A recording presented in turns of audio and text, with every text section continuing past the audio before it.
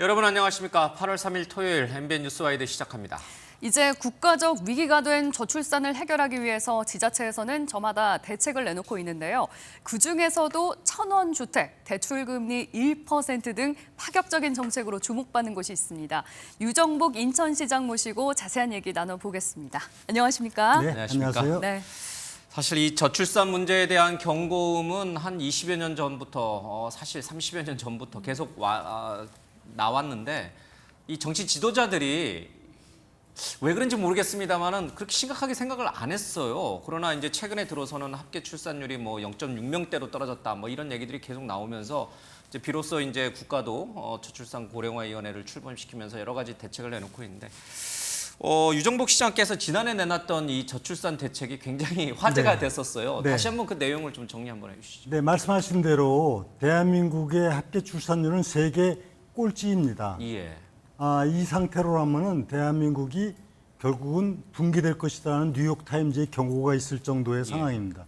그렇다면은 저출생 대책을 안 해온 게 아니라 2006년도부터 380조를 쏟아 부었지만은 맞아요. 이런 상황입니다. 그렇다면은 우리 차윤아 앵커서도 말씀하셨다시피 네. 그건 국가 비상 상황으로 대응을 해줘야 됩니다. 근데 왜 그런가 하는 것을 저는 면밀히 검토해 볼 때 시민들이 느끼는 체감지수, 현실적인 정책을 추진해야 된다. 이런 예. 전제하에서 지난해 1억 플러스 아이드림을 발표했는데요. 네. 잠깐 말씀드리면은 예. 실질적으로 임신을 했을 때 임산부 교통비 지원부터 해가지고 즉 태아부터 18세 이르는 고교 3학년 때까지 성장 전 단계에 걸쳐서 네. 필요한 보육, 양육, 교육을 지급하는 것을 1억 원을 지급합니다. 전체에 네, 들어가는 18세 돈이 까지요. 인천시가 지원하는 돈이 1억 원이다. 아니, 인천시뿐만이 아니라 국비 지원도 있는데 현재도 7,200만 원을 사실 지원하고 있습니다. 그런데 체감 지수가 낮은 겁니다. 이것을 설계를 해서 실질적으로 필요한 곳에 필요한 지원이 이루어지도록 설계를 하고 사실 2,800만 원을 추가 지원하지만은 체감 지수는 매우 높습니다. 그래서 1억 플러스 아이드림을 첫 만남 지원금 200만 원 네. 그리고 0세 때 매월 100만 원 부모급여, 1세 때 50만 원, 그리고 1세부터 7세까지 아동수당을 20만 원을 주게 예. 되고 8세부터 18세까지 매월 15만 원 이렇게 하게 되면 대략적으로 교육비하고 다 해서 1억이 됩니다. 네. 이런 제도를 시행하니까 상당히 그 관심도가 높아졌고 소위 말하면 정책에 대한 체감 지수가 높아진 상황이죠. 그래서 이 정책이 이런 정책을 추진하면은 보건복지부 사회보장심의위원회하고 협의하는 게 있습니다. 예. 네. 이것이 지난달에 다 완료가 돼서 그동안 천만난 정원은 이미 시행을 해왔지만은 바로 8월 달부터 전면적으로 시행을 하게 돼서 상당히 정책에 대한 관심도가 높은 것이 사실입니다. 그리고 예. 이 정책에 이어서 이제 이번에 천원주택 천원주택까지. 예. 그 일부 이제 부영그룹 같은 민간 네네. 기업에서는 그냥 애 낳으면 직원들에게 1억 탁 주는데 네네. 그건 아니지만 그렇습니다. 네. 뭐 안심하고 이제 산부인과도 다니고 또 학교도 다니고 네네. 뭐 이러면서 18세까지 네. 아이가 걱정 없이 자랄 수 있도록 인천시가 조금 더 혜택을 주겠다. 그렇습니다. 양육, 보육, 교육이 성장 전 단계에 걸쳐서 필요한 때 필요한 예. 공급이 이루어지도록 하는 것이죠. 인천 시민만 혜택을 얻나요? 인천시장님 현재로서는 말씀하셨습니까? 아쉽네요. 예. 예. 뭐 저도 오늘 아기가 돌인데 다시 아기 낳으라 그러면은 인천시에서 좀 낳고 싶다는 생각이 듭니다. 말씀하신 것처럼 뭐 1,000원 주택이라든지 대출금리 1% 이런 정책들도 인천시에서 아기를 낳으면 다 지원되는 정책들인 건가요? 네, 실질적으로 이런 양육, 보육, 교육 못지않게 예. 결혼하면 당장 살 집을 마련해야 되지 않습니까? 예. 그런데 실질적으로 신혼부부들이 자기 소득 대비 주거비가 25% 정도 들어갑니다. 많이 들죠. 처음에 내 집을 갖기보다는 전세, 임대주택을 보통 살게 되는데 네. 이 비용이 민간주택의 경우는 인천의 경우 조사를 해보면 평균 한 76만 원. 예. 그리고 공공주택 공급하는 데 따른 임대료가 28만 원, 38만 원 대략적으로 이렇게 들어갑니다. 네. 그래서 인천시에서 이번에 하루에 1,000원, 하루에 즉 1,000원. 한 달에 3만 원으로 이러한 주택의 살 수 있도록 하는 공급 체계를 마련한 것입니다. 아 근데 이게 무슨 믿기 대단히 어렵네요. 어떻게 보면은 획기적인 정책이죠. 예. 하루 1,000원으로 임대주택을 살 수 있도록 한 거죠. 네. 이것이 몇 년이나 이제- 삽니까? 네? 그러니까 거기에 거주를 몇 년 동안 할 수 있는 거예요? 처음에 2년을 하고 네. 그다음에 2번 더 연장을 해서 1차적으로 6년까지 가능하도록 설계를 했습니다. 몇 네. 평 정도? 우리 뭐 아, 제곱미터로 평은 확인합니다만. 이제 예를 들어서 자녀가 없는 경우에는 60제곱미터 이하, 1자녀의 경우는 75제곱미터 이하, 꽤 큰데요. 2자녀 이상은 85제곱미터 이하 이렇게 하고 차등화를 뒀습니다. 예. 그래서 자녀를 좀 더 많이 가질 수 있도록 좀 넓은 평수에서 넓은 평형을 살 수 살수 있도록 하는 구조가 되어 있는 것이죠. 하루에 아니, 1,000원. 네, 하루 1,000원입니다. 아니 임대료가 말씀하신 하루에 1,000원. 정책들 다 실현하시려면 돈이 꽤 많이 들 것 같거든요. 네. 예산 마련은 어떻게 하실 계획이신가요? 네, 정책이 현실이 되기 위해서는 당연히 예산이 뒷받침돼야 됩니다. 네. 이 1,000원 주택을 공급하는데 내년도에 들어가는 예산이 36억입니다. 예. 네. 그런데 이 36억 인천시 예산이 15조 6천억입니다. 즉, 이 1,000원 주택하고 이제 1% 대출이자까지 다 해도 실질적으로 100억인데 이거는 인천시 예산의 0.1%도 되지 않습니다. 그래서 우리 인천시 재정으로 이런 정책을 추진하는데 무리가 없다. 그리고 앞으로 연차적으로 하면 이게 누증이 되죠. 예. 그렇지만 인천시 재정 상황으로는 무리가 없다는 것을 이미 분명히 분석을 해서 추진하는 겁니다. 알겠습니다. 네. 사실 이제 작년에 굉장히 이제 큰 논란이 됐던 게 이른바 전세 사기인데 이제 서울 뭐 화곡동 지역, 강서 쪽의 일부 지역도 그렇고 인천에도 좀 일부 지역에 대규모 이제 빌라라든지 이제 이 다가구 주택이 많이 이제 새롭게 신축들이 많이 생기면서 이게 이제 전세 사기의 대상이 되면서 큰 사회적 논란이 됐었거든요. 네네. 이 부분에 대해서는 이제 어느 정도 좀 해소나 지원책이 좀 마련이 됐습니까? 아직까지 뭐 근본적인 예. 해소가 됐다고 보기는 어렵습니다만 다만 이제 그 대규모적인 전세 사기가 예. 발생하고 지금 추가적인 이런 큰 상황이 발생하고는 있지는 않지만은 이분들에 대한 피해 구제가 필요하기 때문에 인천시에서 최초로 전세 사기 피해 지원 센터를 만들고 예. 그다음에 조례도 만들어서 이분들의 대출이자 지원이라든가 이사비 지원, 월세 지원 이런 직접적인 지원 그리고 이분들이 뭐 법률, 금융 이런 상담을 할 수 있는 역할을 하도록 예. 하는 센터를 운영하고 이렇게 함으로써 지금 지원 체계를 가동시켜 나가고 있습니다. 인천이 이제 그러니까 출산 주거에 굉장히 좀 앞서가는 이제 그런 좀 큰 광역시가 돼간다는 그런 느낌이 좀 네. 드네요. 네, 네. 네. 뭐 지난번에 이제 출연을 하셨을 때도 언급을 하셨었는데 인천에서 지금 준비하고 있는 게 있죠. 세계적인 자동차 경주 대회 F1 그랑프리를 유치하기 위해서 준비를 하고 계신다고 들었는데 지금은 현재 어느 단계까지 와 있습니까? F1은 지금 이제 파리 올림픽이 열리고 있지만은 올림픽 예. 월드컵과 함께 세계 3대 스포츠라고 빅 얘기되는 이벤트죠. 예. 큰 이벤트인데요. 현재는 이 F1을 아직 뭐 유치된 게 아니고 예. 사실 아시아 몇 개 도시하고 경쟁 관계에 예. 있습니다. 네. 유치하기 위한 과정이 준비 있다. 과정. 네. 그렇게 말씀드릴 수 있고 이 F1 인천 그랑프리가 유치되기 위해서 지금 시에 공천 국제행사 추진단을 두고 또 이에 대한 타당성 용역을 진행하고 있고 이에 따라서 이제 유치를 위한 준비를 지금 진행하고 있는데 네. 예. 뭐 빠르면은 금년 안으로 이와 관련한 이제 계약에 이르기까지 될 수 있도록 노력을 하고 있는 단계입니다. 근데 이게 돈이 아까도 이제 저출산 얘기도 하고 뭐 전세 사기 대책도 마찬가지긴 합니다만은 막대한 재정이 들어가는 네네. 것이라 이제 영암 사례를 또 우리는 알고 있잖아요. 네네. 사실 굉장히 많은 돈이 들어갔지만 사실 그렇게 흥행에 성공하지 못했고 그런 것을 우려하는 목소리도 분명히 있죠. 네, 분명히 인천시 있습니다. 내부에. 예. 실제 이거 조금 구분을 해야 될 것이 이 그 F1 그랑프리가 예. 영암처럼 경기장을 건립해서 하는 게 있고 지금 도심에서 서킷하는 두 가지가 있습니다. 기존의 이제 시설들 다 이용하는 도시를 거고. 이용해서 임시 가설 건물을 해놓고 관람대를 하는 경우가 있는데 예. 지금 이 경우는 그 경기장 건설 서킷이 아니라 도심 서킷입니다. 그래서 예. 상대적으로 저비용이다 하는 부분을 말씀드리고 또 하나는 결론적으로는 아까 주택이나 또 출생 정책처럼 예.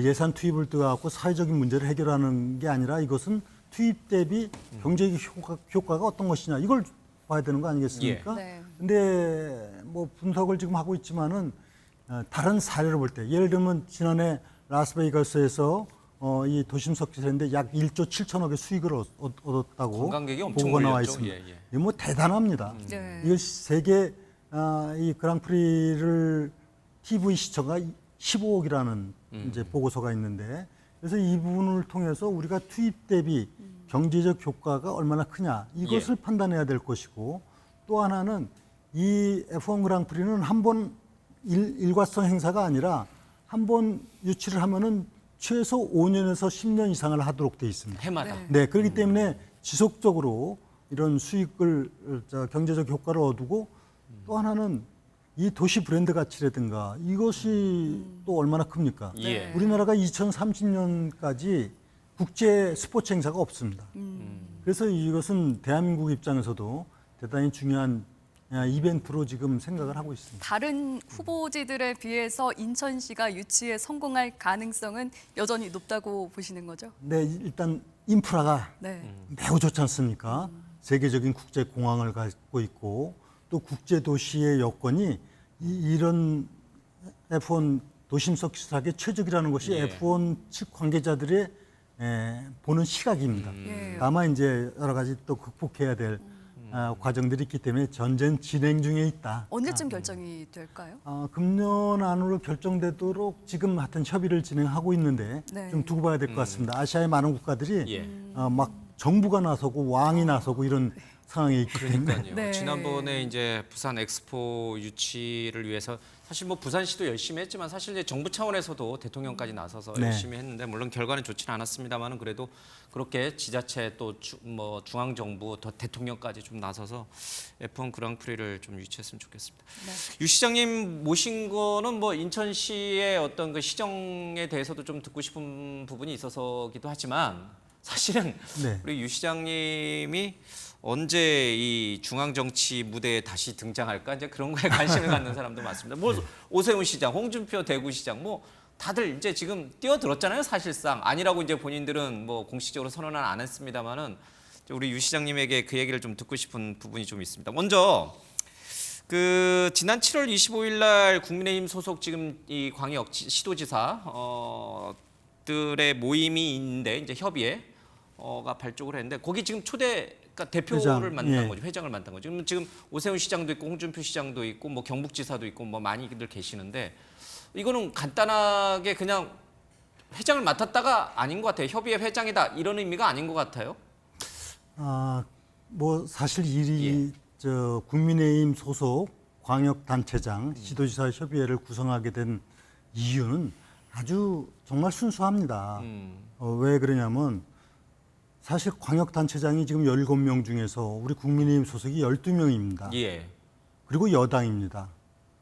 당연히 시도지사들은 지역을 책임지고 있는 행정을 하는 책임자죠. 위치에 예, 있지만은 또 수백만 명으로부터 표를 받은 정치인입니다. 그렇죠. 그러면은 이런 시도지사들이 당연히 나라가 잘 되도록 하고 특히 우리 국민의힘 소속 그 당원이기 때문에 국민의힘이 경쟁력을 갖도록 해야 되는 것은 지극히 당연한 부분인데 네. 사실상 그동안에 이런 부분들이 없었습니다. 그래서 우리가 이런 거를 통해서 시도지사들의 역량을 발휘하고 역할을 다하자 이렇게 공감대가 형성됐고 특히 지금 오늘날 지금 국회 상황, 정치 상황이 국민의힘이 좀 어려운 환경이 있지 않습니까? 집권 여당이지만은 정말 거대 야당을 상대로 해서 정치를 해야 되는 예. 이런 환경에 있기 때문에 네. 우리 시도지사들이 힘을 모아서 당이 제대로 잘 역할을 하도록 하고 또 정부가 잘 역할을 해서 우리 윤석열 정부가 성공을 하고 집권 여당이 또 국민으로부터 사랑을 받도록 예. 하고 그런 역할을 하는 것이 우리들의 책임 아니겠습니까? 뭐 그런 이제 좋은 취지는 충분히 이해가 됩니다만 시도지사 이제 인천시장 맡으신 지 2년이 돼 갔잖아요. 왜 하필 지금일까? 일각에서 이제 한동훈 대표를 견제하기 위한 용도 아닌가 이런 얘기들도 나오고 있습니다. 근데 사실은 전혀 그렇지 않죠. 왜냐하면 12명의 시도지사들은 다 자기의 정치적인 입장이 차이가 있을 수 있지 예. 않습니까? 네. 거기 공통 분모를 찾아야 될 거 아니겠습니까? 공통 분모는 어느 누구를 막론하고 당이 잘 되고 나라가 잘 되는 거 이건 공통 분모 아닙니까? 예. 그런데 어떻게 거기에 누구를 견제하거나 지지하거나 이런 편향된 상황을 갖고 할 수는 없죠. 당연히 당이 새로운 지도부가 형성된 한동훈 대표 체제하에서 잘 될 수 있도록 협력할 문제는 협력하고 네. 또 우리가 입장을 통해 갖고 더 좋은 방향으로 갈 수 있는 길이 있다면은 의견 개진도 하고 네. 이래서 당의 건강한 발전을 위해서 우리가 역할을 해야지 네. 여기 어떤 뭐 편향성을 갖고 한다면은 우선 그 자체가 불가능하죠. 왜냐하면 시도지사 12개 시도지사들이 다 공감대가 형성돼야 되니까. 예. 그거는 협의의 발족은 누가 먼저 처음 제안을 지금 정말 이 나라가 어려운 상황이고 지금 집권 당으로서 어려움이 있는 데다가 지난번 전당대회를 치르기 전에 사실 구성하려고 그랬습니다. 근데 수혜 때문에 지금 늦춰진 예, 건데 그런 상황에서 우리가 역할을 해야 되는 건 당연하다. 그래서 제가 이런 취지의 유 시장님 부분을 먼저 제안했군요. 얘기했고 모두가 다 이 부분에 대해서는 그러면 공감을 했습니다. 지금 새로 출범한 한동훈 그러니까 한동훈 지도부의 최고위원 회의에 우리 시도지사들도 참여해야 된다. 이것도 그러면 우리 유 시장님이 먼저 제안하신 그 문제는 이제 우리 시도지사들이 모여서 예. 우리가 어떤 방식으로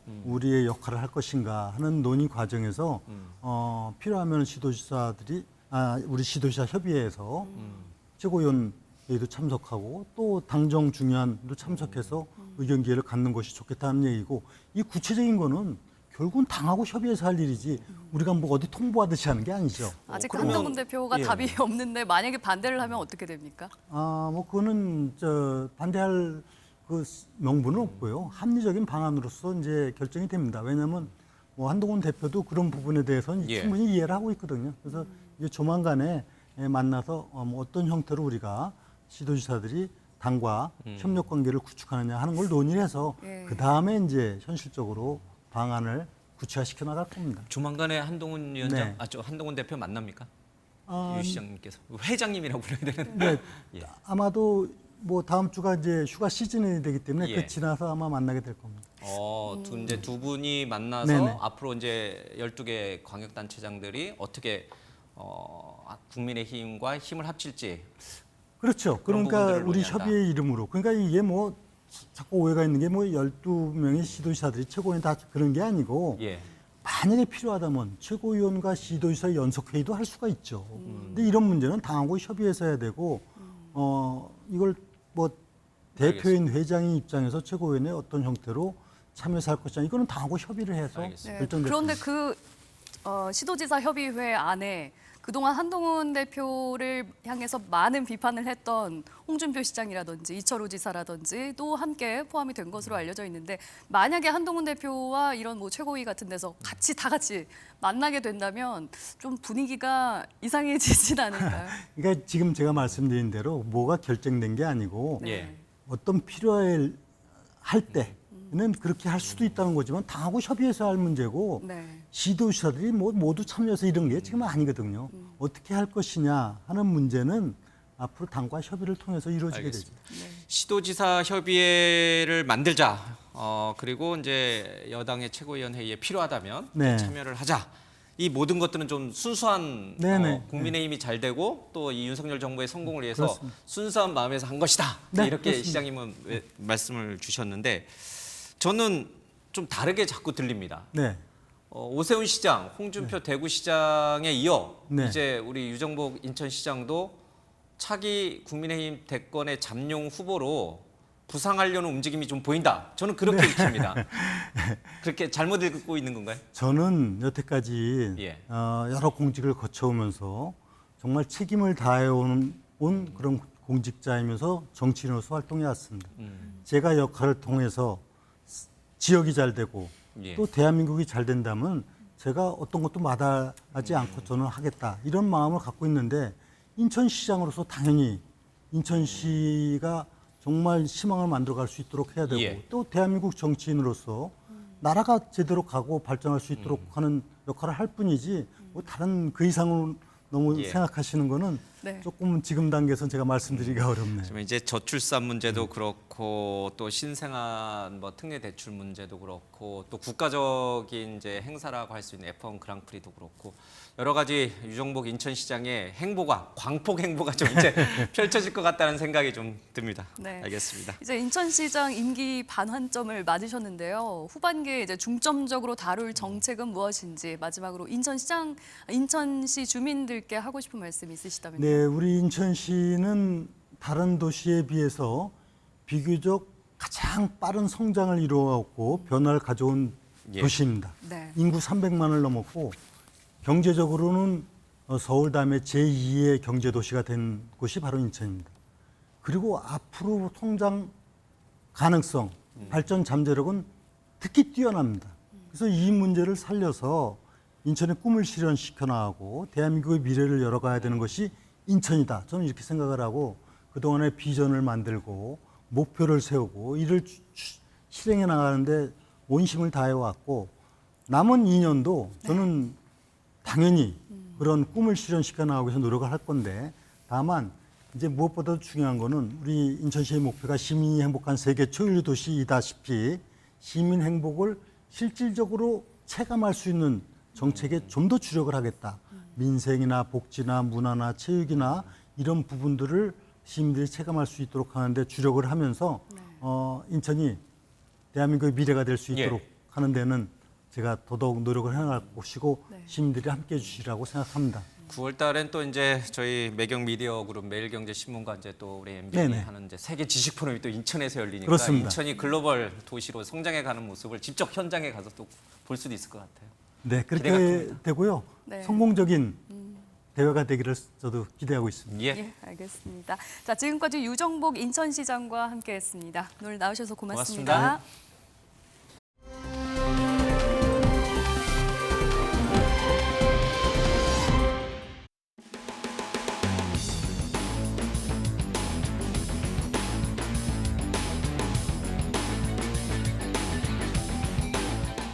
당대표가 새로 오셨으니 새로운 어떤 변화를 위해서 우리 당대표께서 가지고 있는 임명권을 가지고 있는 당직자에 대해서는 일괄 사퇴를 해주셨으면 그런 의견을. 예, 오늘 발언하지 않겠습니다. 인선은 당대표가 원안이죠.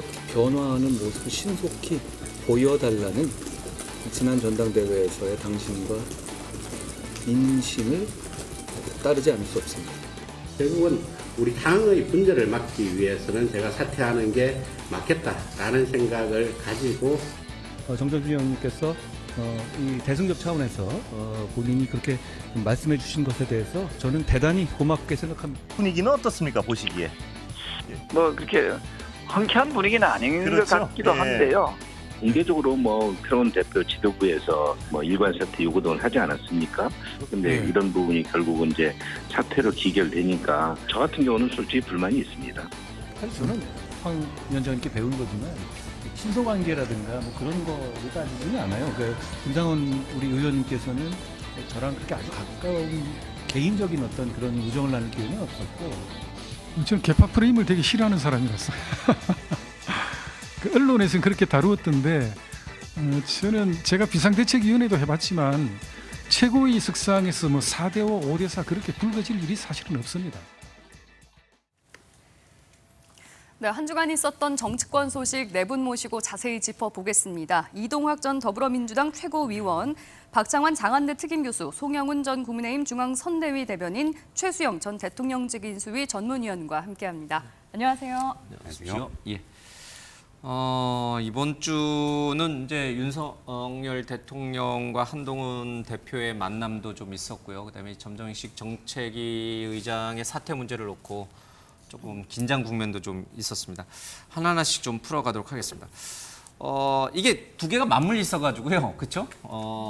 정정식 그 정책위 의장의 사퇴는 한동훈 대표와 윤석열 대통령의 만남의 결과다라고 보시는 건지, 두 분의 만남과는 관계없이 예정됐던 수순이다라고 보시는지 일단은요, 정치인은 순리대로 해야죠. 예. 새 당대표가 선출이 됐으면은 사실 정무직 당직자들은 다 일괄적으로 사퇴를 하는 것이 그동안의 우리나라 정당의 관례이자 전통입니다. 예. 다만 시간이 조금 더 걸렸을 뿐이지 결국에는 그렇게 순리대로 된 것이거든요. 그리고 앞서 이제 대통령과 한동훈 대표 간의 독대의 결과물이냐라고 말씀하셨는데 대통령께서는 분명히 한동훈 대표에게 당의 일은 한동훈 대표가 책임지고 알아서 하라라고 말씀하셨고 그 전주에도 그 낙선자들까지 모두 불러 모은 만찬 자리에서 다 같이 하나가 돼서 한동훈 대표를 도와줘야 된다 이렇게 말씀을 하시지 않으셨습니까? 예. 그러면은 정점식 정책의장이 사의 표명을 한 것은 최종적으로 대통령의 뜻에 반하는 일은 아닐 것이다. 저는 그렇게 생각합니다. 대통령이 친윤계로 불리는 정점식 정책위 의장의 사퇴를 용인했다. 이렇게 한 대표는 이해를 했던 건가요? 그러니까 용인하고 말고의 문제가 아닌 것이죠. 기본적으로 당직은 당대표가 알아서 하는 것이고 예. 대통령께서도 당의 운영은 당대표가 책임지고 알아서 하라라고 하셨고 그 말씀을 한동훈 대표가 직접 듣고 왔으니까 그날 서범수 사무총장이 정무직 당직자들은 일괄적으로 사의를 표명해라라고 했던 것 아니겠습니까? 사건의 시간의 흐름을 쫓아가면은 이제 말씀하신 거는 충분히 이해가 되는데 시간의 흐름으로 이 사건의 이 앞뒤 순서를 맞춰보면은 대통령과 한동훈 대표의 만남 이후에 물러나지 않겠다던 정점식 정책위 의장이 약간 이렇게 가시가 있는 말을 내뱉으면서 물러났거든요. 결과물이라고 보는 게 더 상식적이지 않나요? 글쎄 뭐 정치에서는 모든 것들이 어찌면 다 메시지가 있고 함의가 있다고 봐야 되겠죠. 저는 정점식 의장이 초반에는 아마 그 사의를 표명할 생각이 있었으면 저는 사의를 표명했을 거라고 봐요. 근데 당분간은 저는 갈 거라고 생각을 했는데 이게 왜 바뀌었느냐. 제가 보기에 이 문제가 한동훈식 리더십의 제1 이슈가 돼버린 거예요. 그러니까 그래서 이 자체가 친윤과 친한의 갈등으로 비춰지는 게 예. 아마 정점식 의장 입장에서는 굉장히 부담스러웠을 거고 제가 알기로도 한동훈 대표도 정점식 의장에 대해서 개인적인 호감도 있고 그다음에 검사 선배로서 굉장히 또 인정하는 부분도 있고 예. 또 당에서 소탈하고 친화력적인 측면도 있었음에도 불구하고 이 문제가 지금 일주일을 끌어왔는데 2주, 3주까지 끌어간다? 그러니까 한동훈이 무엇을 보여주느냐가 국민의힘 대표 출범 이후의 첫 문제가 아니라 이게 친한과 친한 친윤의 갈등이 어디까지 가는가가 이슈가 돼버리니까 예. 이거를 페이드아웃 출구 전략을 짜지 않고서는 안 되는 거였죠. 예. 그러다 보니까 그 사이에 정진석 비서실장도 등장하고 여러가 오고 갔습니다만은 그럼에도 불구하고 이거는 막 바뀌는 게 맞겠다라는 게 양쪽의 약간 전략적 합의 같아요. 다만 그 측면에서 새롭게 되는 사람이 아예 한동훈 색채가 강한 사람이 아니라 영남 중진을 갖다가 개파색이 어떤 사람 앉힘으로써 한동훈 대표도 나 당을 한동훈의 모든 사람을 채울 생각은 아닙니다. 라는 시그널을 줬고 친윤 입장에서도 그래 그럼 당분간 당신이 맡아서 당을 운영해보고 평가 한번 받아보시오. 라는 이제 말하자면 이제 그 합의를 해준 저는 전략적 제휴의 일환이라고 봅니다. 전략적 제휴. 그러니까 원만하게 잘 그렇죠. 출구 전략을 짜서 아름다운 모습으로 정점식 정책위 의장이 물러나도록 만든 것이다. 그게 한 8일간의 이제 그 어떤 타임라인으로 봐야 양측에 굉장히 조율된 네. 그런 결과물이다라고 주장을 하시네요. 예. 동의합니까? 우당탕탕이죠. 최악만 피했다. 박정희 교수님 저런 말 하실 줄 알았어요. 네. 아니 맨 당대표 되자마자 핵심 공약이었던 제3자 추천특검에 대해서 예. 이런 거는 이거 원내대표 중심으로 풀어가야 되는 거 아닙니까? 라고 견제구가 한번 들어왔습니다. 그것 때문에 난리가 났어요. 그 다음에는 정정식 이 정책위 의장 인사권 놓고 친윤 주류가 한 목소리로 탕평을 얘기했습니다. 말이 탕평이지 사실상 인사권 행사하지 말라는 거예요. 지도부의 과반 구성을 친윤 중심으로 가자. 예. 당대표인 거 인정할 테니까 이거였단 말이에요. 근데 안 먹혔어요. 안 먹히니까 결국은 비서실장이 주도를 했는지 뭐 했는지 모르겠지만 대통령까지 압박을 넣은 겁니다. 용산으로 불러서 압박을 넣은 거예요. 다 같이 이렇게 내 사람 만들면서 하는 게 좋지 않아요? 라고 했는데 그것도 거절을 한 거예요. 그러니까 결국 그럼 마지막 길은 뭐냐? 의총에서 표대결하는 것밖에 없습니다. 네. 자, 그럼 지난 총선에서 국민들한테 심판받았죠. 또 전당대회에서 당원들한테 버림받았죠. 만약에 의총에서 표대결을 갔는데 대통령이 졌다. 친윤이 졌다. 그러면은 정말 대통령은 레임덕이 아니라 그냥 대드덕인 거예요. 그러니까 최악을 피하는 이 결과만 남은 거지 과정이 아름답다라고 볼 수 없다. 부드러웠지 않았어요, 정말로. 네, 뭐 양쪽의 해석이 조금 다른 것 같습니다. 이제 대통령이 한동훈 대표를 불러서 이 사람 저 사람 폭넓게 좀 포용을 하라라고 얘기를 한 것을 두고 한쪽에서는 한동훈 대표에게 힘을 실어준 거다라는 해석을 하시고 계시고 한쪽에서는 윤석열 대통령이 사실상 완강하게 이제 유임을 얘기를 한 거다라는 해석이신데 이동학 위원님께서는 어떻게 보십니까? 저는 좀 무리한 해석이라고 보고요. 처음부터 물러나고 싶었어도 못 물러나는 상황이었던 거예요. 왜냐하면 앞에는 한동훈 대표가 민심과 당심을 얻어서 대표가 돼서 딱 서 있단 말이에요. 근데 본인은 비대위원장 시절에 임명되신 분이잖아요. 근데 자기 뒤에 대통령이 있단 말이에요. 대통령의 의중이 물러나지 마라고 하는 의중이 명확하게 전달됐을 것이라고 보고 본인의 의지와는 다르게 본인이 몽리를 부리는 그 몽리로서 존재했던 거예요. 지난 일주일 동안. 그러면서도 어쨌든 민심과 당심의 심판을 받았음에도 불구하고 대통령은 여전히 이 사실을 받아들이고 싶지 않은 모습인 거예요. 근데 이런 상황에서 결국 대통령의 리더십이라는 게 계속해서 유지될 수 있는가? 그런데 저는 이제 마지막에 결국엔 정책위 의장이 저는 처음 보는 장면이었는데 기자회견을 하면서 당의 통합과 화합을 위해서 물러나겠다. 지금까지 당의 통합과 화합을 방해했으면서 갑자기 그런 말을 던지면서 물러나겠다고 기자회견 한 것도 전 처음 봤어요. 근데 저렇게 물러났음에도 불구하고 마지막에 뼈 있는 말을 남겼잖아요. 그러니까 그런 것을 보면서 이거는 일단락된 게 아니라 앞으로 2번, 3번의 어마어마한 갈등이 예고되고 있는 것이다. 저는 이렇게 판단할 수밖에 없습니다. 삼겹살 만찬 이후에 윤석열 대통령과 한동훈 대표가 단독으로 이제 만나다 보니까 이러면 이제 갈등은 이렇게 끝이 나는 건가, 봉합이 된 건가 이런 시선들이 좀 있었는데 오히려 이제 갈등은 시작이 됐다, 불씨가 살아 있다라는 해석인데요. 어떻게 저는 생각하십니까? 거기에 동의하지 않습니다. 일단은요. 타이밍이 굉장히 중요한데, 자 전당대회를 하고 그 다음 날에 낙선자들까지 모두 불러 모아서 만찬을 했습니다. 당의 화합을 당부를 하셨죠. 그리고 또 6일 만에 독대를 했어요.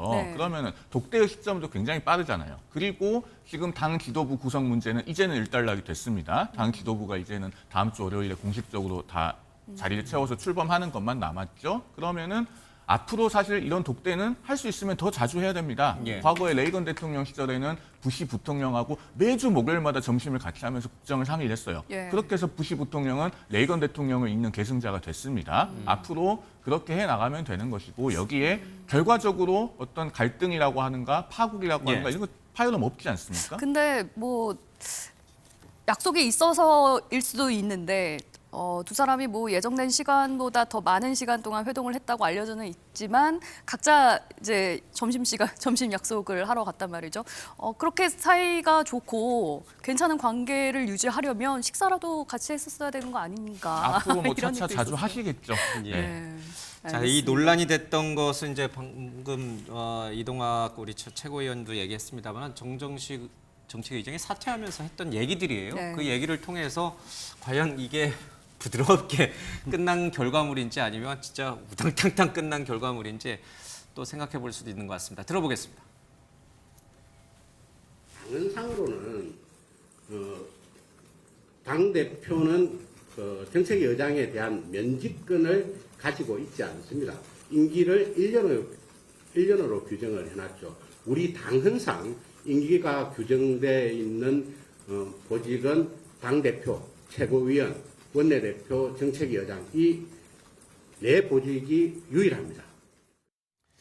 이게 저는 정 위원장이 정책위 의장이 뒤끝을 부리고 나갔다 뭐 이렇게 이제 또 평가하는 분들도 있는데 지금 얘기를 들어보면 어쨌든 뒤끝은 있는 거 분명해 보여요.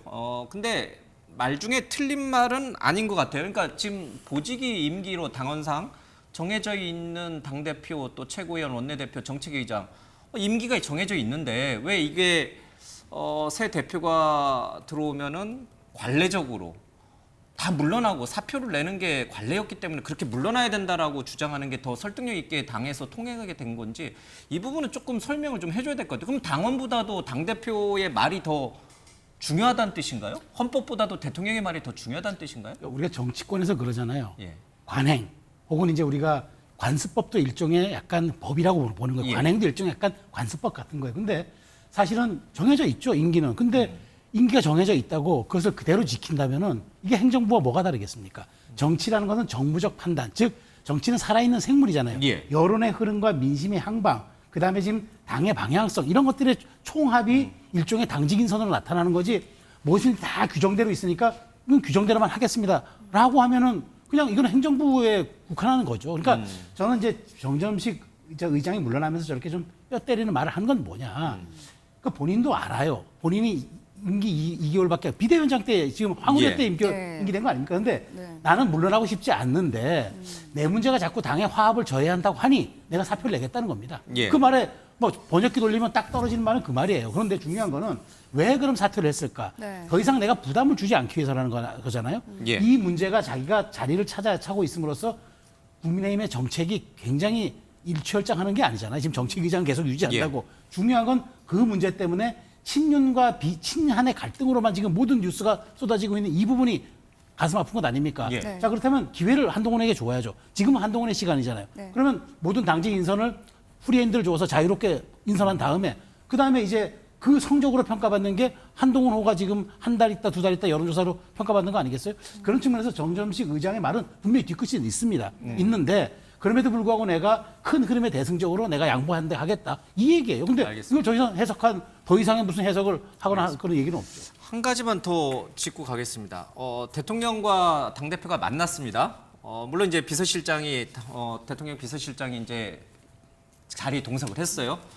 그런데 당대표가 만남 이후에 돌아와서 야, 대통령이 당의 일은 대표가 알아서 하고 했다. 내 마음대로 이제 하라는 뜻이야. 라고 바로 이렇게 공개하는 거는 적절한 겁니까? 아니면 적절하지 않은 겁니까? 정치의 관례상. 보통 대통령과 독대하고 나면은 사실 그 뒷얘기 알아내는 건 꽤나 시일이 지난 다음에서나야 이렇게 언론에 돌아다니는데 만나자마자 당의 일은 대표가 알아서 하라고 대통령이 말했다라는 말이 곧장 퍼졌거든요. 이거는 어떻게 봐야 됩니까? 우리가 윤석열 대통령과 한동훈 대표 간의 관계에 대해서 한번 되짚어볼 대목이 하나 있는데 바로 1월 달에 서천 화재시장 90도 폴더적이에요. 그리고 그 이후에 서울까지 기차 타고 오면서 도대체 기차 안에서 무슨 일이 있었는가. 그러니까 그 당시까지만 하더라도 소위 말하면은 대통령과 당대표, 물론 뭐 비대위원장이긴 했지만 어떤 갈등이 생기면은 이건 당대표가 좀 한 수 접고 들어가야 되는 그런 상황으로 묘사가 됐고 실제로도 그런 분위기였습니다. 뭐 우리가 소위 김 여사 문자에서 알 수 있듯이 기차에서 결코 좋지 않았다는 거 아닙니까? 험한 말이 오고 갔다는 거 아니에요. 자, 그러면 근데 지금 벌써 그로부터 6개월, 7개월이 지났습니다. 그럼 지금 상황은 어떠냐? 물론 신임 당대표한테 누가 앞에다 대놓고 당대표 인사 마음대로 하지 마세요라고 얘기할 대통령은 아무도 없겠죠. 그런데 한 대표가 취사 선택을 한 거예요. 그 다음 말. 사실은 윤석열 대통령은 그 다음 말에 무게 둔 거 아닙니까? 내 사람으로 만드는 게 중요하니 함께 잘 지내세요라고 하는 거에 포인트를 둔 건데 한 대표는 그 다음 얘기는 듣고 싶지 않은 거예요. 왜? 자기가 당대표 됐는데 인사권도 마음대로 못하면 이게 무슨 당대표야. 이렇게 나온 거죠. 그렇기 때문에 지금 윤석열 대통령과 한동훈 대표의 관계는 지난 1월 달부터 지금까지 한 번의 갈등이 있을 때마다 그 갈등의 폭과 넓이가 굉장히 넓어지고 있고 관계가 굉장히 형식적이 되고 있다.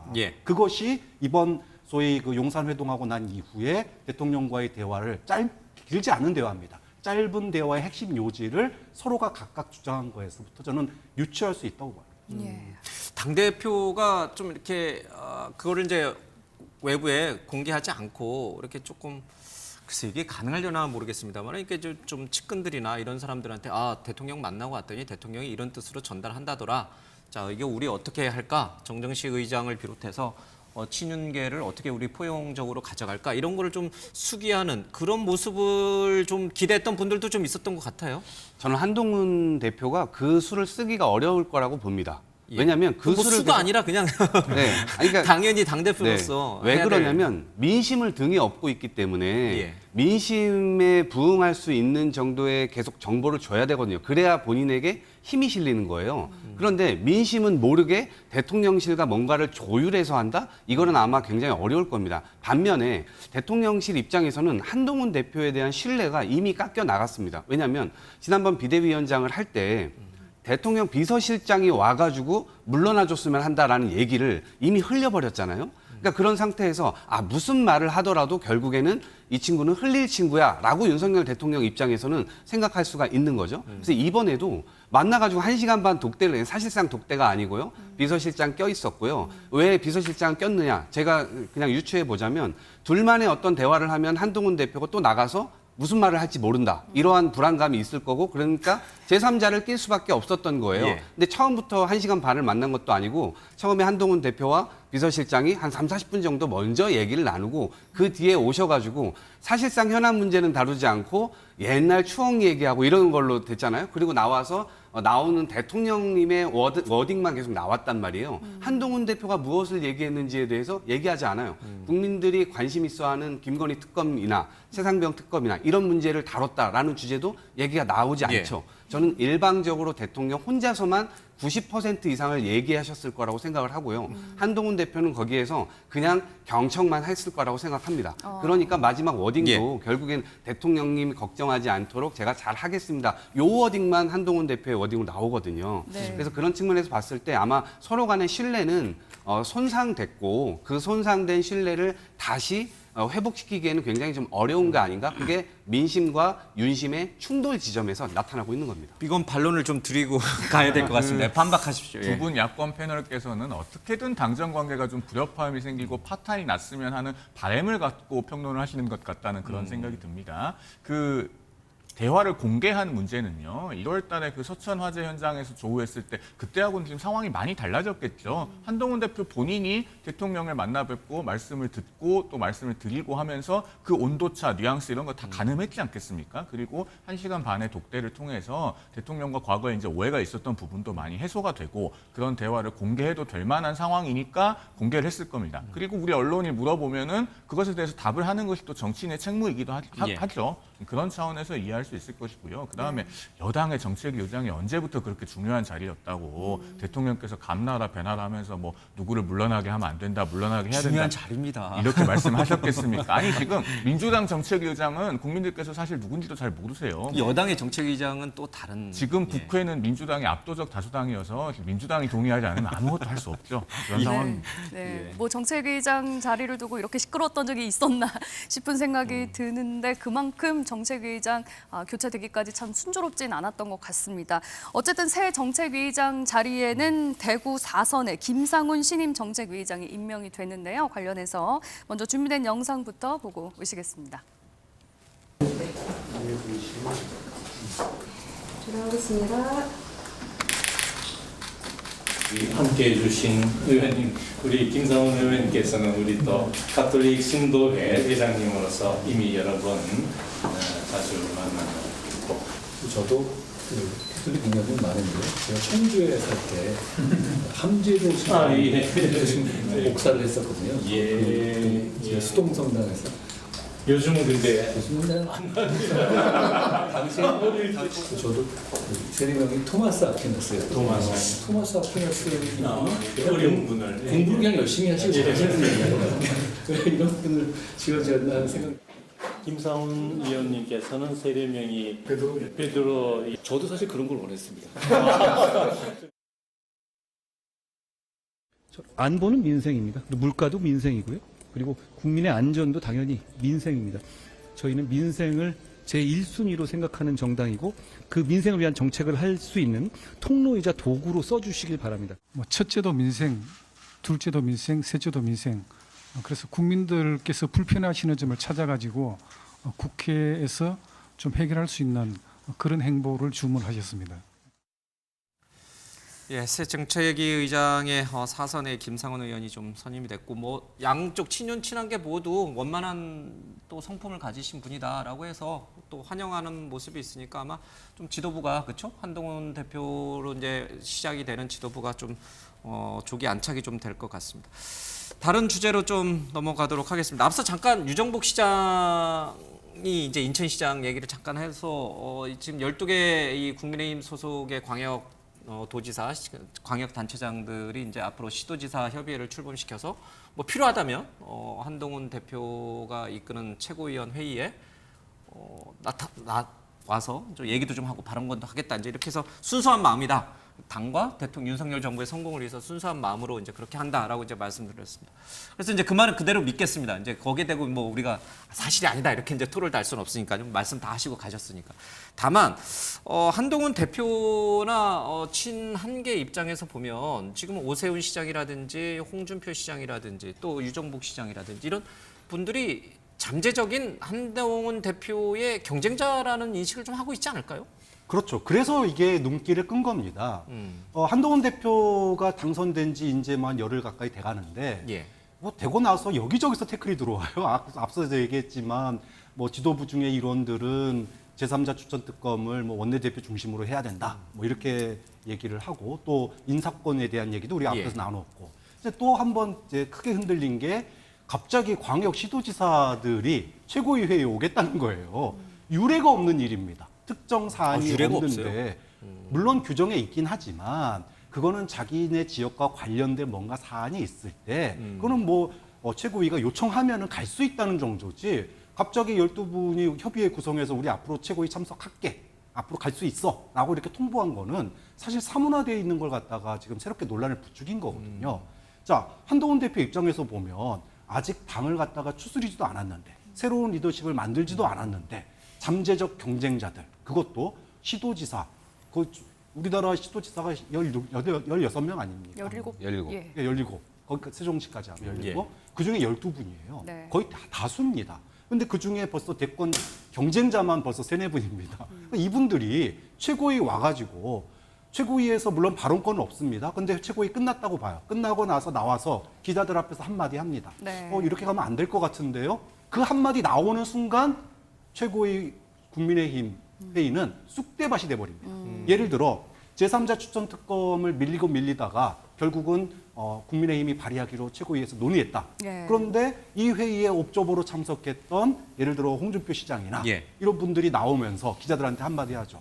이렇게 당 이끌면 안 됩니다. 이렇게 한마디 딱 하는 순간 당은 한동훈 대표의 리더십은 와장창 깨지는 거예요. 네. 그러니까 바로 이런 것들이 나올 수 있기 때문에 시도지사 협의회가 최고에 참석하는 게 과연 어떤 의도를 가지고 있는 거냐. 예. 이거 한 대표 마음대로 동무대하면 안 돼요라고 하는 견제구를 세게 던진 거 아니냐. 이런 얘기가 나올 수밖에 없는 거예요. 네, 예. 야권에서는 어떻게든 그렇게 해석을 하시고 싶으실 텐데요. 그 시도지사를 하고 계신 분들께서 굉장히 다 경륜이 있는 정치인들이십니다. 뭐 20년 안팎의 정치 경력들을 갖고 계신데 여태까지 선례가 없었는데 최고위원회에 와서 발언을 하시면서 예. 지역 현안을 얘기하셔야지 자꾸 중앙 정치에 간섭을 하시면서 뭐 백브리핑에서 그렇게 중앙 정치 현안에 대해서 민감한 코멘트들을 한다. 예. 그게 자충수가 될 가능성이 높다는 걸 본인들도 아마 잘 아실 겁니다. 왜냐하면 지역에서 다 보면서 아니 서울까지 힘들게 올라가서 그러면은 지역의 현안을 잘 해결하기 위한 것에 집중을 해야지 자꾸 저렇게 중앙 정치에 감나라 배나라 하면은 지역 일은 언제 하느냐 역풍이 불 수 있거든요. 나중에 경우에 따라서는 그런 거에만 너무 매몰되면은 2026년에 당내 경선에서 밀릴 수도 있습니다.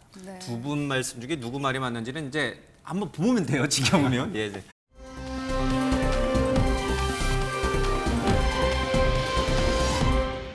(22대) 국회가 문을 연 지 2달이 지났지만 기대감은커녕 최악이라는 평가만 나오고 있습니다. 이유가 뭔지 영상으로 보고 오시겠습니다.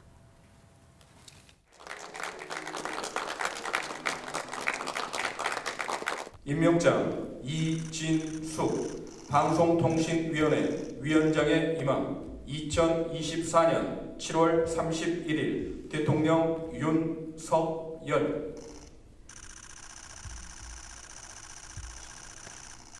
이동강과 김홍일, 이진숙을 차례로 앞세워 국민을 상대로 한 가미카제식 인사 테러를 자행했습니다.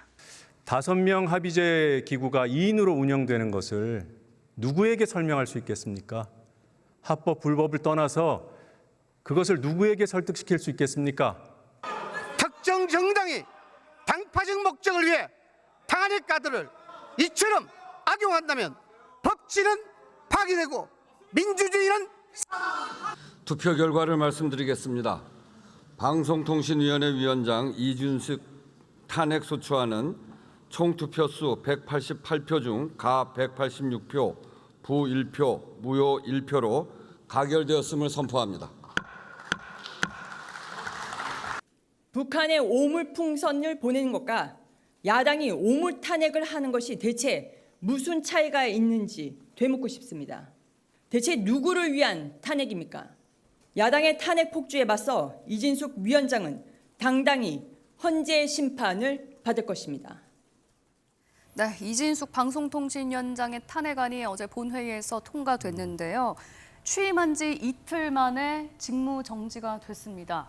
취임하자마자 탄핵될 수 있는 일을 할 수가 있느냐부터 해서 야당이 너무 탄핵 소추안을 남발하고 밀어붙이는 거 아니냐라는 지적이 나오고 있습니다. 어떻게 생각하십니까? 뭐 그런 비판은 나올 수도 있다고 생각합니다. 그럼에도 불구하고 하루 만에 저렇게 전 탄핵 사유에 해당하는 일을 할 수도 있구나라는 생각을 또 하게 됐습니다.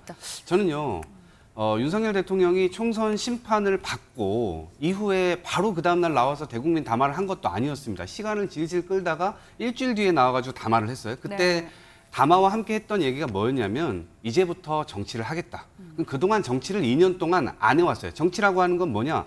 타협과 이 대화입니다. 그걸 통해서 사실상 실질적인 결과를 내서 국민들께 이익으로 돌려드리는 거예요. 근데 사실상 그런 것들 정치 실종 상태를 가져왔어요. 그래서 지금까지는 그래왔지만 이제부터라도 바뀌어보겠다라고 했습니다. 그런데 지금 이 국면 보십시오. 변한 게 뭐가 있죠? 아무런 정치적 공간 자체가 열리질 않고 있는 상황입니다. 대통령이 뭔가를 하고 싶은 게 있다 그러면 야당과 당연히 대화 제스처라도 취해야 되는 것인데 아무런 그런 게 없어요. 저는요, 이참에 방송통신 이 관련된 법안 자체가 어차피 새롭게 민주당 안이 통과될 수 없다고 한다면 탄핵 심판을 받아보는 것도 필요하겠다. 왜냐면요.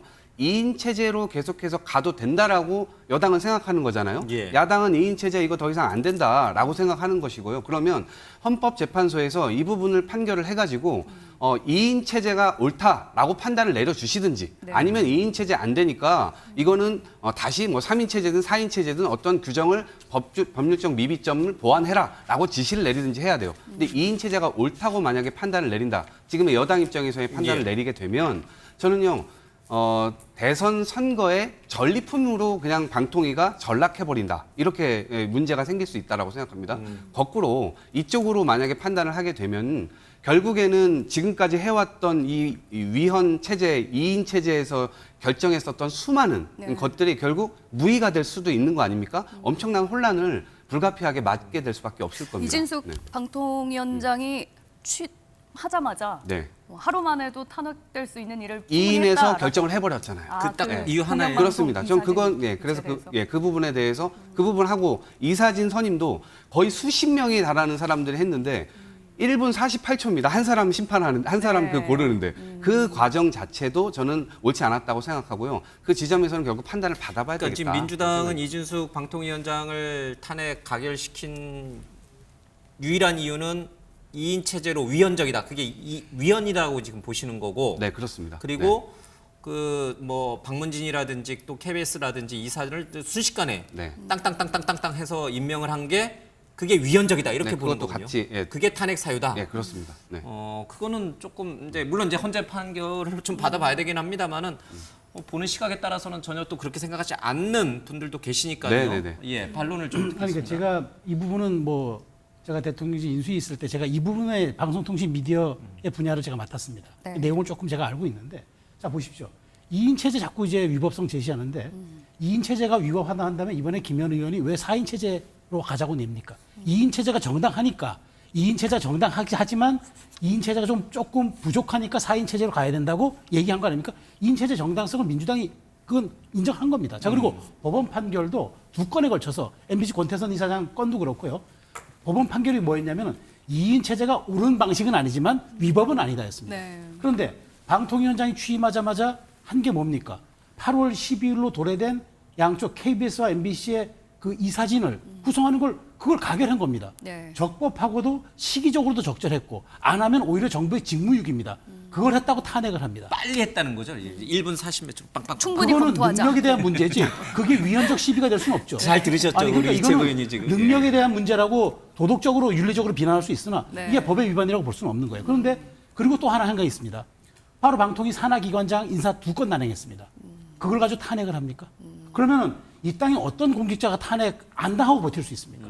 자기에게 주어진 권한을 적법하게 활용했고 시기적으로 도래한 이사진을 개편했을 뿐인데 그 의결했다고. 그리고 2인 체제는 이미 법원에서도 옳지는 않지만 위법은 아니다라고 판결했습니다. 그러니까 이제 도덕적으로 또는 직무적으로 비판은 받을 수 비판을 받을 수 있지만 있으나 법을 위반해서 탄핵 사유가 될 수는 없다. 탄핵은 뭡니까? 위헌이거나 위법을 했을 때 예. 탄핵을 하게 되는 거 아닙니까? 그런데 저는 최소한 저는 김홍일, 이동관 그건 정치적으로 논란이 있습니다. 그런데 이진숙 위원장에 대한 탄핵은 이거는 이해할 수가 없는 거예요. 저는 이게 헌재 판결 저는 길게 가지 않으리라고 봅니다. 왜냐하면 건이 워낙 단순해서 아마 올 연말 안에도 제가 나올 수 있을 거라고 보는데 민주당 이렇게 되면은 방통위를 무력화시킨 것. 지금 1인 체제가 되면 아무것도 못합니다. 방송통신만 합니까? OTT도 하고 글로벌 통신 문제도 해야 되는데 방통위 12월까지 전파 제어할 수도 없습니다. 네. 이거 어떻게 할 겁니까? 박장환 교수님. 짧게 좀 얘기를 하면은요. 그러니까 저는 이번에는 헌재 판결이 다를 수 있다고 보는 측면이 있다고 봐요. 왜냐하면 지난번 이제 시청료 징수권이라든지 이런 거에 대해서 2인 체제가 위법은 아니다. 마땅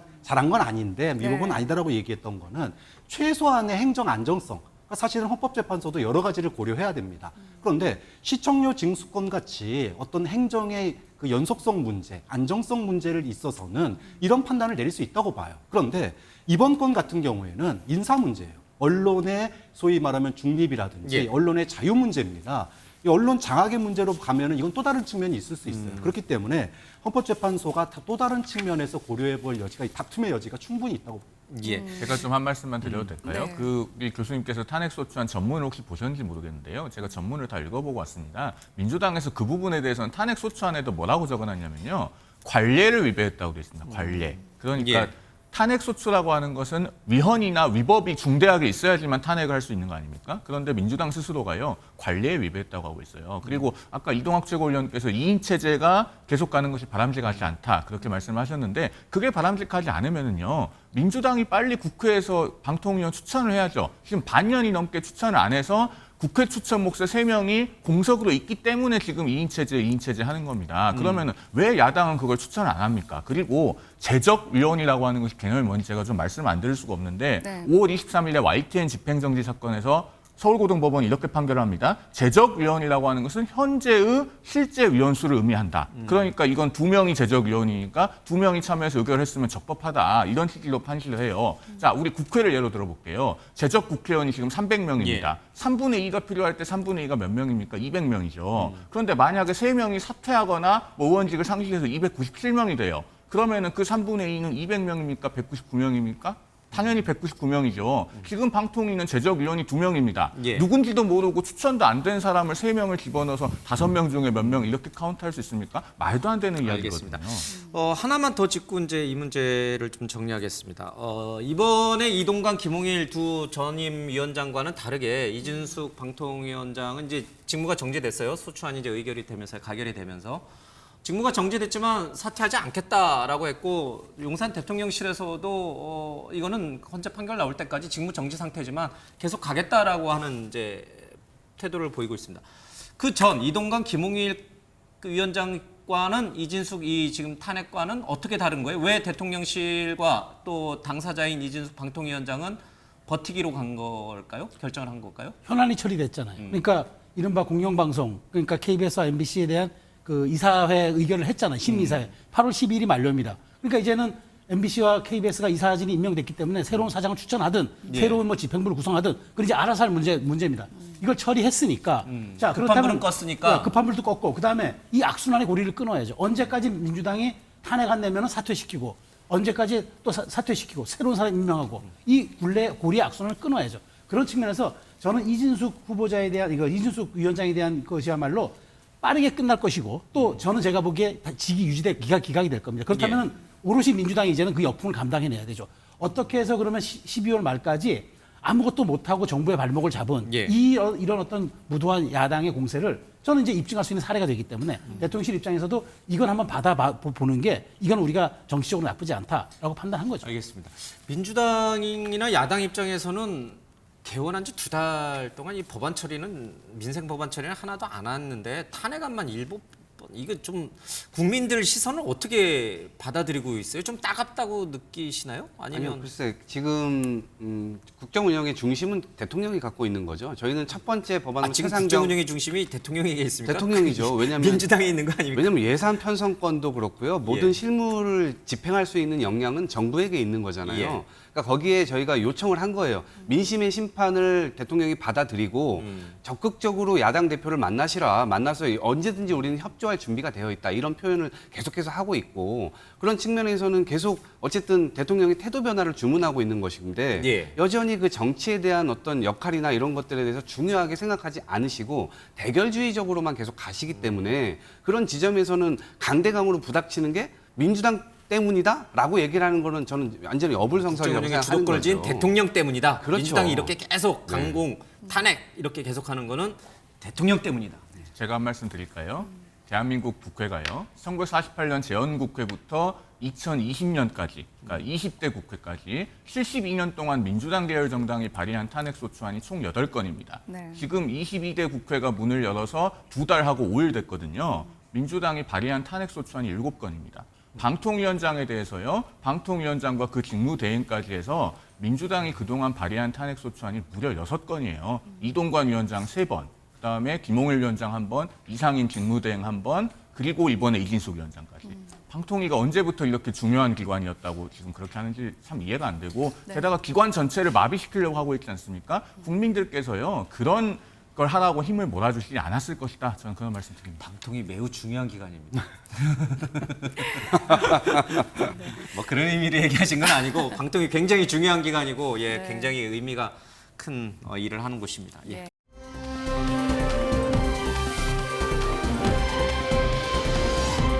오늘부터 이틀간 민주당에서는 텃밭인 호남에서 경선이 치러지게 되는데요. 준비된 영상부터 보고 오시겠습니다. 일극이라는 측면에서는 맞는 말일 수도 있고 체제라는 측면에서는 틀린 말입니다. 이건 체제가 아니죠.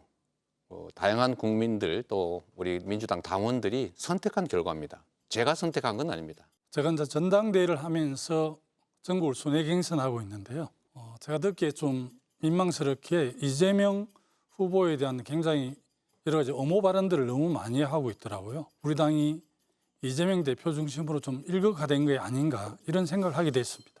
왜 의원님이 1등을 하셔야 되는 걸까요? 제가 제일 그 일의 적임이라고 생각을 합니다. 단체전이거든요. 공격도 해보고 방어도 해보고 또 그런 것들을 별로 큰 실수 없이 해보고 이런 경험을 갖고 있기 때문에 예. 호남은 민주당에서 가장 많은 지분을 갖고 있습니다. 하지만 그 지분만큼 호남은 권한을 행사하지 못했고 정당한 몫을 확보하지도 못했습니다. 최고의 8명의 후보 중 민영배 단 1명만이 지역 후보입니다. 수석하는 게 무섭지 않습니다. 우리는 원팀을 만드는 과정이고 하나의 민주당을 만드는 과정이다. 그렇기 때문에 무섭게 추적하는 건 아니고 열심히 이제 김민석 의원이 잘 쫓아오길래 그렇게 찔끔찔끔 쫓아오지 말고 쫓아올 거면 확 뒤집어라 빨리. 네, 민주당 전당대회에서 뭐 당대표 선거는 워낙에 이재명 대표의 독주로 이어지고 있다 보니까 큰 관심도는 좀 없는 것 같고 궁금한 건 이제 수석 최고위원회 누가 되느냐 그리고 당선권에 누구까지 포함이 될까 꼴찌는 누가 될 것인가 오히려 이 부분에 좀 쏠리는 것 같습니다. 이제 이번 주말에 호남에서 경선이 치러지게 되는데 호남의 권리당원 수가 가장 많이 몰려 있다 보니까 여기에서 조금 뒤집어질 수도 있다라는 전망이 나오고 있는데 좀 의미 있는 순위 변동이 있을 거라고 보십니까? 네, 저는 그렇게 될 수도 있을 가능성이 굉장히 크다고 보는데요. 왜냐하면 지금까지 투표에서 1등 후보가 3만 4천 표 정도를 얻고 있거든요. 네. 그리고 2등 후보가 3만 표 조금 넘는 정도의 수치를 하고 있어요. 그런데 호남에 지금 몇 이번 표인가요? 호남에 37만 표가 있습니다. 아, 충분히 뒤집을 수 예, 있겠네요. 그러면 그간의 어떤 투표율이 30% 초반대니까 네. 10만 명 이상, 10만 표 이상이 여기서 나오게 되는 거예요. 예, 그리고 ARS는 나중에 이제 뭐 엎어지겠지만 결국 이걸 통해서 1등과 2등의 순위가 굉장히 격차가 낮게 지금 4천 표 정도 되고 있으니까요. 예. 이게 바뀔 수 있는 거 아니냐? 그리고 또 하나의 포인트는 5등하고 6등하는 후보가 100여 표 지금 남짓 차이가 나거든요. 예. 네. 여기도 그럼 바뀔 수 있는 거 아니냐? 이런 차원에서 지금 호남표가 굉장히 중요하다라고 생각이 들고 이것이 게임을 결정짓지는 않을 겁니다. 그런데 앞으로 남아있는 수도권까지 가는 길에 있어서 지금 호남의 어떤 민심이나 이런 것들이 방향타가 굉장히 중요하게 이번 마지막 선거까지 영향을 끼칠 수 있다라고 생각합니다. 수석 최고위원 같은 경우에 처음에는 김민석 의원이 조금 후순위에 있었다가 그렇습니다. 이재명 대표가 딱 밀어주고 나서부터 확 올라갔거든요. 지금까지는 이제 정봉주 후보가 아직은 선두를 달리고 있기는 한데 요게 충분히 뒤집어질 수 있다. 명심이 곧 당심이다. 당심이 곧 명심이다. 이 수식 공식이 통할 거라고 보십니까? 네, 저는 제가 이제 기대하건 바는 김민석 의원께서 지금까지 뭐 여러 가지 가시밭길도 걸어왔지만 굉장히 영리하신 분이고 그다음에 전략적이신 분이고 좀 안정감도 있으신 분이에요. 그래서 그런 차원에서 이재명 대표가 갖지 못한 여러 가지 측면들을 좀 채워줄 수 있는 또 하나의 안정감을 좀 줄 수 있기 때문에 1등 최고위원이 되면 아마도 지금의 전국 상황에서 여당을 상대하고 대통령을 상대하는 데 있어서의 굉장히 좀 단일화된 어떤 목소리나 이런 걸 세련되게 모아 나가는 그런 측면에서의 역할은 하실 수 있지 않을까 생각합니다. 근데 이제 이게 비교하는 게 적절한지는 잘 모르겠습니다만은 국민의힘 이번 전당대회를 통해서 이제 선출된 최고위원들 몇 면을 좀 보면은 뭐 친윤계라고 불리는 분들도 있어요. 원내대표도 또 친윤계이시기도 하고. 그러니까 한동훈 대표가 당권을 장악을 했지만 그것을 견제할 수 있는 적절한 숫자의 최고위원과 원내대표와 뭐 몇몇 요직을 당직을 맡고 계신 분들이 있어요. 그래 견제가 된단 말이에요. 일방 독주를 견제할 수 있단 말이에요. 반면에 지금 진행되고 있는 민주당 전당대회를 보면 이거는 견제 세력이 없어져 버리는 것 같아요. 이게 건강한 정당이 될 수 있는가, 건강한 민주주의 시스템을 뭔가 솔선해서 선보일 수 있는 정당 체제의 기본 모습을 갖춰갈 수 있는가 하는 부분을 굉장히 우려하는 목소리가 큽니다. 이게 제대로 가고 있는 거예요, 민주당은? 지금 민주당이 고민해야 되는 지점이라고 봐요. 2기 지도부, 이재명 2기 지도부가 거의 뭐 확실한 상황인데 민주당 2기 지도부가 풀어야 될 숙제가 바로 거기 있다고 봅니다. 지금 이재명 후보의 지지율이 90%가 넘고 있어요. 그런데 투표율이 30% 초반입니다. 네, 굉장히 낮은 전당대회 편인 투표율이 거죠. 낮다라는 거예요. 그럼 왜 낮냐? 저는 전당대회 투표율이 낮은 이유는 지금 이재명 체제에 대해서 소위 지난 총선 때 우리 밀어줄 만큼 다 밀어줬다. 다 했는데 이재명 체제, 그러니까 소위 말해서 이재명식 공천을 받아서 당선된 이번 22대 민주당 국회의원들이 입증을 한 시간이 없었어요. 기회가 입증할 시간 자체가 없었습니다. 그렇기 때문에 일단 표로서 밀어줄 만큼 밀어줬는데 앞으로 얼마나 잘하는지 지켜보겠다라는 거예요. 저는 지금 민주당 전당대회에서의 낮은 투표율은 지난 공천 국면에서 논란이 있었지만 그럼에도 불구하고 힘을 실어줬기 때문에 앞으로 니들이 잘하면 대선 때까지 쭉 계속 밀어줄 것이고 혹시 잘못하면 그때 가서 한 번 더 생각해 볼게. 이게 지금 민주당 전당대회 낮은 투표율에 들어있는 함이라고 봐요. 정당 지지율도 마찬가지입니다. 지금 대부분의 여론조사에서 국민의힘 그렇게 정말 내전을 벌였는데 그런 내전을 벌이고 권력 싸움하고 있는 국민의힘이나 의회에서 청문회를 하면서 동무대를 펼치고 있는 민주당이나 정당 지지도가 그렇게 큰 차이가 없어요. 민주당이 오히려 낮게 나오는 경우도 있습니다. 그럼 왜 낮게 나오느냐? 물론 과거 민주당의 지지층 중에 일부가 조국혁신당으로 분화된 측면도 있고요. 첫 번째는. 두 번째로는 저 이런 거라고 봐요. 지난 총선 때 밀어줄 만큼 밀어줬는데 이제 국민들은 보는 거예요. 또 당원들은 민주당 지지층은 이번 국회 얼마나 잘하는지 지켜보겠다라는 겁니다. 그렇기 때문에 저는 지금 뭐 득표율이 중요한 게 아니다. 오히려 민주당 지지층, 침묵하고 있는 다수의 지지층이 민주당의 앞으로의 행보 그리고 얼마나 일을 잘하는지 이 부분을 냉정하게 지켜보고 있다는 부분을 저는 지도부가 알아야 된다고. 이채구 의원님은 지금 박 교수님 지적을 어떻게 생각하세요? 지금 민주당이 좋아할 때가 아니라 굉장한 위기 국면으로 가고 있다는 비판이거든요, 지적이거든요. 그러니까 결국에는 확장의 문제라는 거잖아요. 뭐 확장이 아니더라도 왜 그러냐면 지금 야당으로서 제가 20년 지금 뭐 젊은 정치인이지만 20년 당에 있으면서요 이렇게까지 통합되고 단합된 정당의 모습은 처음 보는 것 같아요. 통합 단합이 아니고 다양성이 부족하고 견제가 부족하다는 얘기를 하고 있는데. 근데 이렇게 봐야 돼요. 이렇게 봐야 되는 게 왜냐하면 다양성이나 이런 것들이 어떻게 보면 분열을 촉진시키지 않고 그 안에서 어떻게 보면 단일된 목소리로 정부에 저항할 수 있는 정도, 그 정도 수준을 유지할 수 있다면 굉장히 좋겠죠. 근데 이 단합과 분열이라는 건 종이 한 장 차이입니다.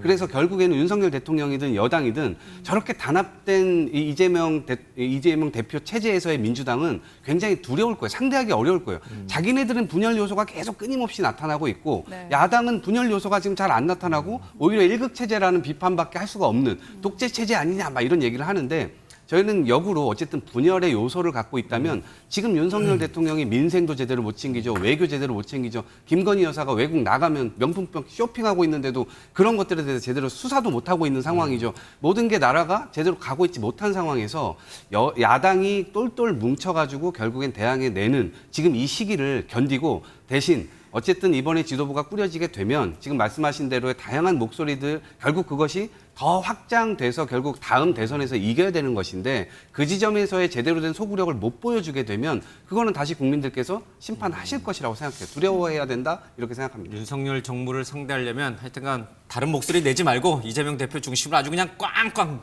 똘똘 뭉쳐가지고 싸워야지만 윤석열 정부가 막 두려워가지고 민주당이 두려워가지고 야당 대표도 만나고 야당 얘기도 듣고 아마 그런다 그런 이제 뜻이라고 하네요.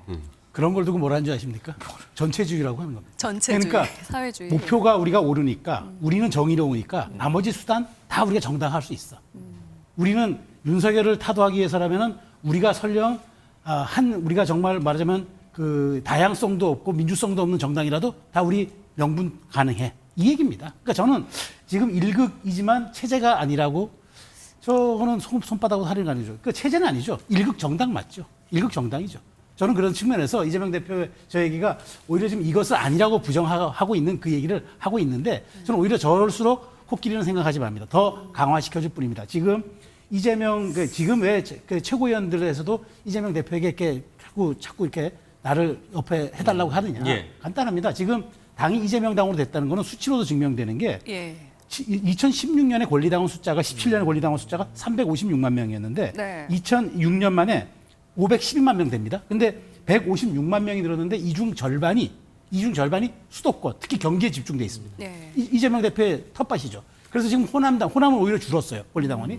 자, 그러다 보니까 이재명 대표는 실질적으로 정치적으로든 지금의 어떤 식으로든 지금 민주당의 최대 주주가 됐기 때문에 저렇게 일극이지만 제 체제가 아니라는 여유를 부리는데 실제 저 말이야말로 지금 그러면 5명의 최고위원들이 단 하나의 목소리 이재명을 대통령 만듭시다. 그러면 이게 대선 기획단이지 최고위원회입니까? 좀 그 말씀 드리고 싶습니다. 송영문 대변인님께서는 혹시 민주당에 해주고 싶은 말씀 있으신가요? 아니, 지금 민주당이 이재명 대표의 일극 체제가 아니라고 하는 그 말은 맞죠? 일극 체제가 아니고 일극 생태계예요. 비명은 지금 거의 다 멸종하다시피 해서 보호해야 될 희귀종이 되어 있는 천연기념물 같은 그런 상태가 되어 있습니다. 생태계의 균형이 지금 완전히 깨져 있는 거예요. 그런 점에서 일극 체제는 아니고 일극 생태계다 저는 그런 말씀 드리고 싶고요. 혹시 이쪽에서 아까 얘기해 주셨던 거에 대한 복수이신가요? 아니, 그 최고위원회에 관해서 좀 추가로 말씀드리면 지금 민주당 최고위원 선거가 대단히 건강하지 못하게 진행되고 있죠. 4등을 달리고 있던 김민석 후보에 대해서 이재명 대표가 김민석은 왜 이렇게 안 나와? 한마디를 딱 하니까 지금 4등에서 2등까지 치고 올라왔고 오늘 오후에 이제